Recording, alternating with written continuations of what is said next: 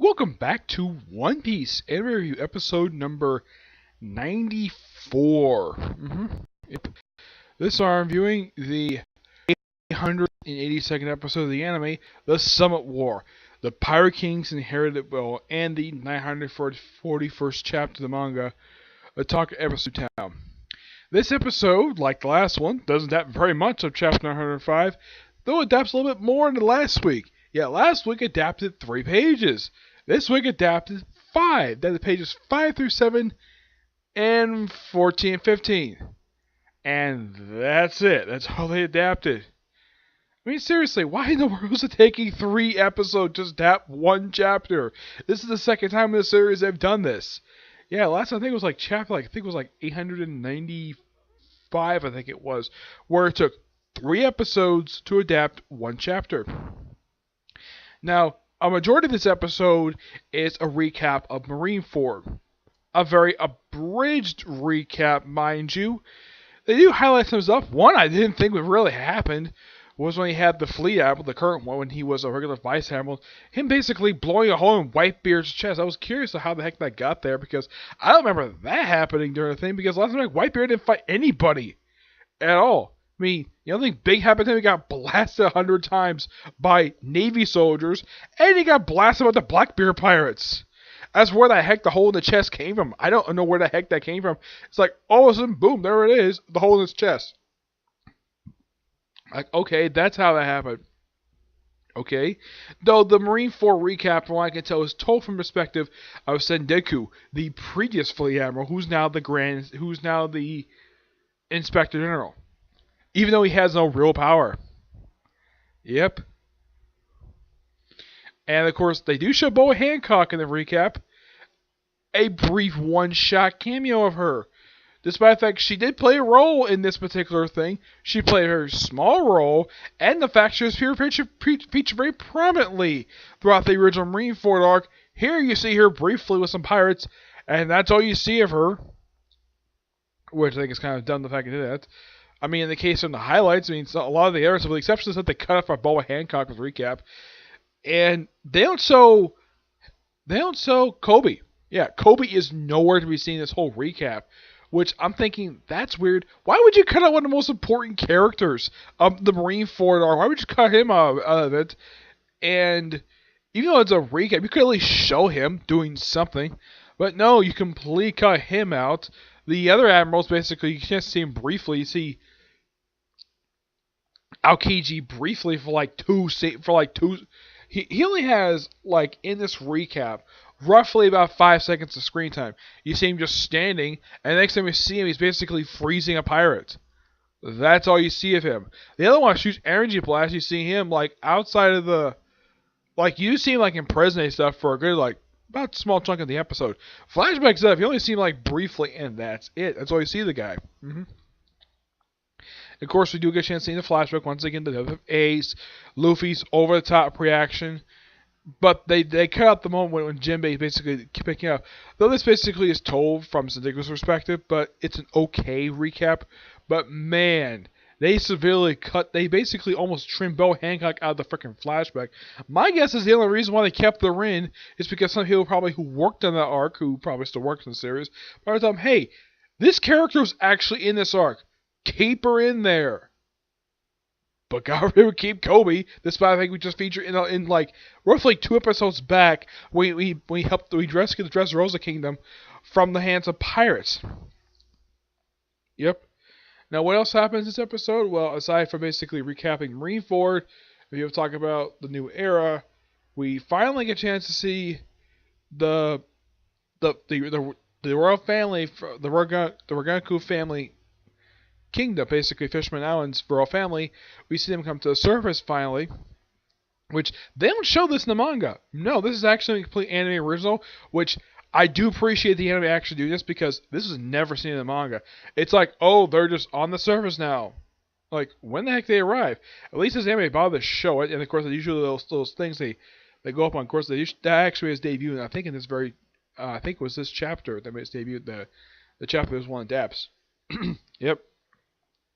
And it is nice, though, the fact that, well, Garp gets sort of he has a brief interaction with Sarah Hoshi, which by the way, she first him of course the sub first him as Garp Salma.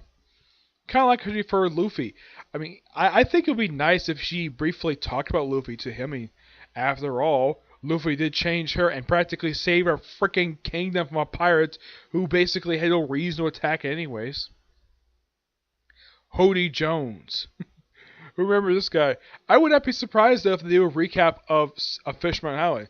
I mean, so far they recap of the Luffy's childhood, well, up until he left, the Romancing Dawn arc, and of course they've done it for Impel Down and Marineford.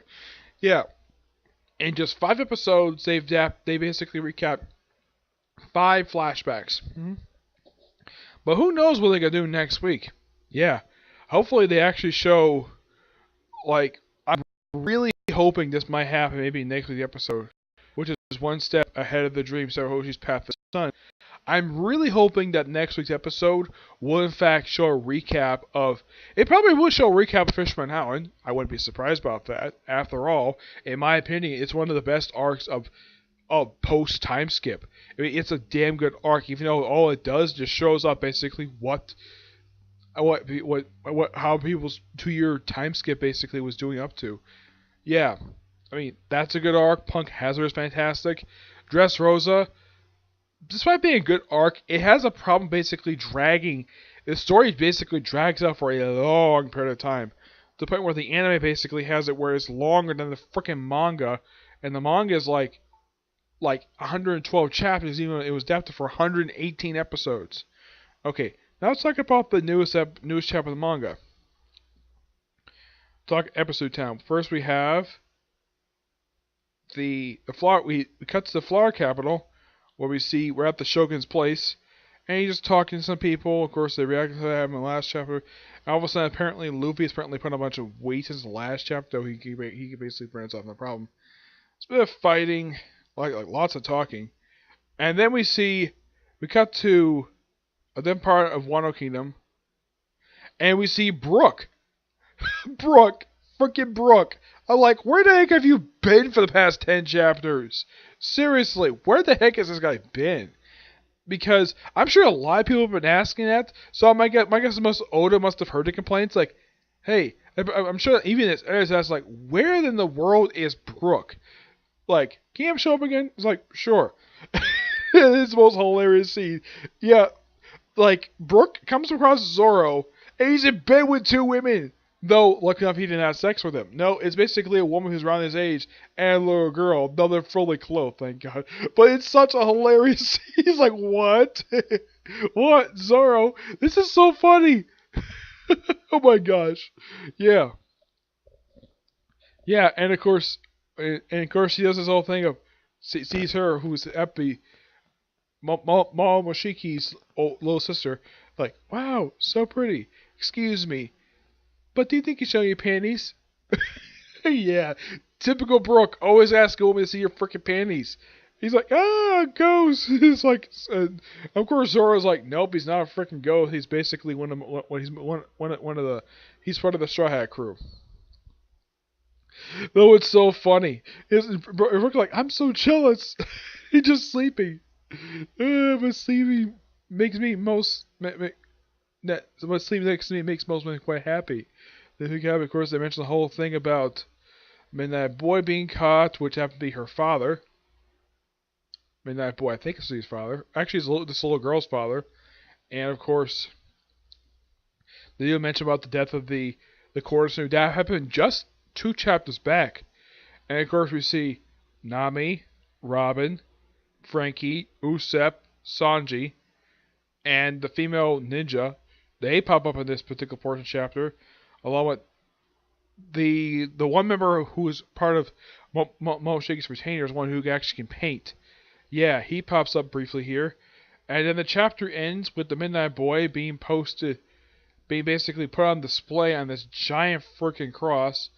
Though I think this is a lot more dignified than what they did in Pages of Fairy Tail, and of course in the anime, when they put on display Blue Pegasus and Sabretooth. The people at least were embarrassed. They were basically, this was a shocking moment. This is played for laughs. hmm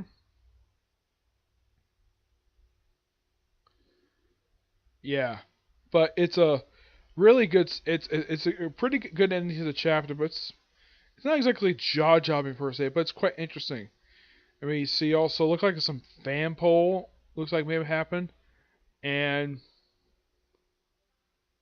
yeah, I can't tell because it's in freaking Japanese. hmm But this overall was a pretty good chapter. My personal highlight of the thing is Return of Brook. Yep, that's my first favorite portion of the chapter, to see him come back, even though he's only there for a few pages. But I'm happy to see the guy. And this is probably his first interaction with Zoro since Dressrosa. Yeah, as far as I can tell, this is the first time because Zoro has not interacted with any members of the crew, like, well, even though ever since he got the one, basically the crew sort of, their half of the crew's got their own, doing their own thing. This is the first time he's interacted with the one half of the crew who went off to Zoo Island. This is the first time he's interacted with him since Dressrosa, and he hasn't interacted with him since then. And it's great that he's interacted with him, and I'm kind of hoping Brooke gets to reunite with people he hasn't seen for a while. I hope so. Yeah. Also, I hope we get a chance to see the Straw Hat ship again, because here's the thing about the ship itself. It has not made physical appearance in the manga since chapter, I think it was like 910. Yeah, not since 910, so it's been a good, wow, it's been like 31 chapters since the ship last showed up. Yeah, as far as I can tell, at least in the case of Whole Cake, at least they make this long of a disappearing act. I don't think it was this long, maybe like 20 chapters, but I don't think it was this long of a disappearance. Nope, I think it was. But I'm going to give this chapter roughly 8, 9 out of 10. Good chapter. Okay, so that's it for this particular review. I have 3 more videos left to do, which is basically just Boruto, Dragon Ball Super, and movie review. Yep. Until I see you in the next video. Bye.